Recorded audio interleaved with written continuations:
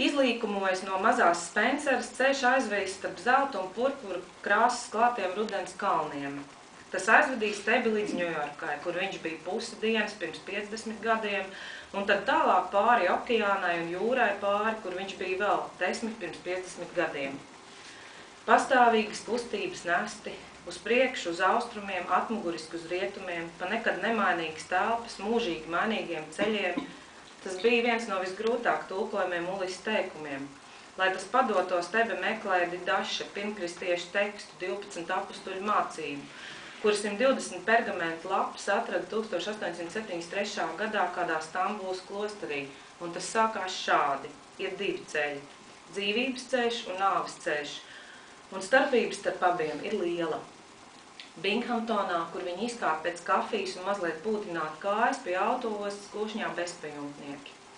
Kādam pretī uz autobusu atbrauc slepnas ģimenes auto, turpat uz soliņa studenti, laikam ceļā uz Itaku, guļ uz ceļa somām, dzer alu, pīpē zāli, jo gaisa smaržo saukani. Tebe neko nezina par šo pasauli. Domīgs viņš apskata tūtu ar hamburgeru un kafiju, ko meitiņa ieliek viņam klēpī. Tad sāk kāri ēst, tomēr dzīvības ceļš.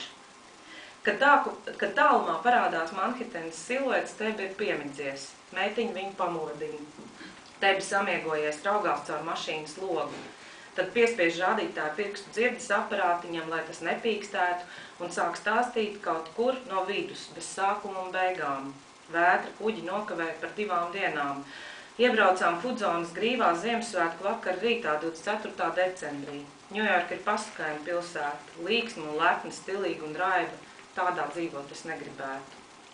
Tomēr viņš smaida, raugoties, kā tālumā pazūd salas siluets, ceļam nogriežoties uz lidostu. Caur drošības zonu meitiņa Tebi stum rataļos. Drošībnieks nokomandē, novilka Tebes kurpes. Vienīgās vecās kurpes, kas vēl līd pietūkušajās kājās.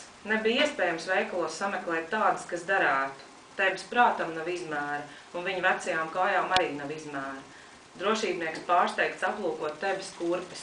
Tebe viņam saka, I will get new ones in my homeland. Man būs jaunas kurpes dzimtenē. Drošībnieks sejā ierakstīts aizvainojums vecās kurpēs no Ņujorkas. Gaitenī uz lidmašīnu Tebe pēkšņi apraudas.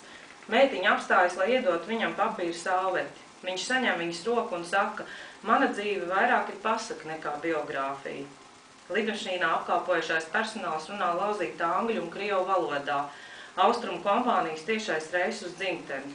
Tebi un meitiņu pārpratumu pēc novieto biznesa klasē. Tur ir gandrīz tukšs un austrumu plašā sirds pret šo aizkustinošo pāri, nogurus meitiņu un vecais Tebe, pietūkušām kājām, kuras vismaz varēs izstiept, un krēsls ir plats un ērts, un toalete pat tuvumā tā tiešām ir pasaka. Stjuart vēl pirms pacelšanās atnes Tebem apelsīnu sulu un meitiņai šampanieti. Vipei dušička, priņas sujišķo, kakoj тебя mīlī ģeduška. Ko viņa teica, vaicā Tebe, ka tu esi mans mīļais vectebiņš. Saka viņai, ja būtu jaunāks, būtu mēģinājis tevi precēt.